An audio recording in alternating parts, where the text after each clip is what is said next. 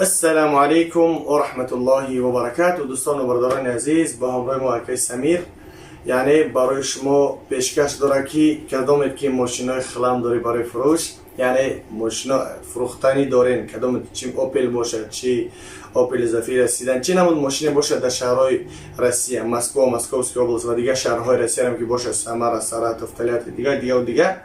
یعنی میتونید که انشالله که برای فروختن مراجعت کنید، رقم هایی که در روی اکرانن در همینا میتونید مراجعت کنید و همچنین یعنی سلکه تلگرام شون در اپیسانی میمونیم برای اونی که بتروین در همونجا و در رقم هایی که میبینید در همینا تلگرام هم هست. یعنی میتونید که در همونجا بتروین انشالله که یعنی فکر عقیده خودتون بنویسین و چی نمود ماشین دارین برای فروختن، یعنی پردلاجت کنین که ماشین اینم خیلی ماشینه، اینه مثلا که رقم هاش که باید پرکش کنین که آیا همین ماشین دریس هست یا نه، دی تی پی بود نبود. المهم که یعنی میتونید که انشالله که مراجعت کنین، برادرها در خدمت هستن. یعنی ماشین برای فروشی اوپل باشه، مرسدس باشه، BMW باشه، یا که گفتی گپا کیا یا که خونده، هر ماشینی که باشه انشالله، حتی شکستگی هم باشن میتونن که انشالله که خریداری کنن. مهم که یعنی دریس نباشه و یعنی زپرید نباشه در اکسس و هم در کردیت نباشه و دیگه انشالله که با خیملش اگر زدگی باشه، اوری که باشه، همه ایناش انشالله که خچان حل میکنن و انشالله گوش چیزی گفتنی باشه که سمیر. السلام علیکم و رحمت الله و برکاته. هستم مثلا برادرایی که مجبورن مثلا خونه میرن و نیست روش نگون پرابلم دارن، دیگه کارو دارن، مثلا دیدین دیگه آدما هستن بخشون گروپ دارن. خاصه ما برای توچیکو مثلا هم خیلی گروپ هست از اول کنیم شب مثلا میشه سبب باشم کارما، یک از میفروشه، یک از میخره، برادرم مثلا یقدام میکنیم.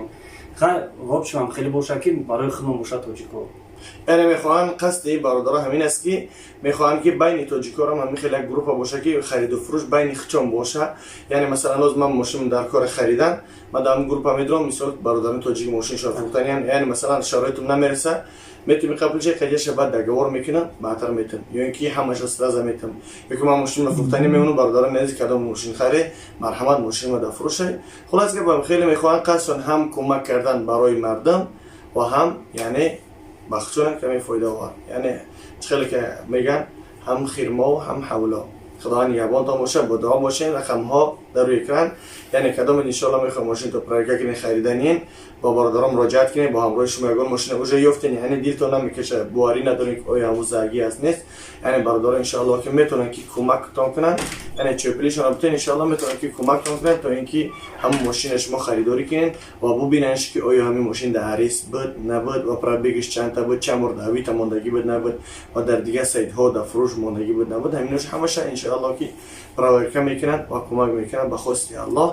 در امان الله باشین، با دعا باشین. السلام علیکم و رحمت الله و برکاته. این نمره تنها برای اتومبیل، برای یعنی خود صلاح زنگش نزنید بیچاره. خب خدا نگهبان.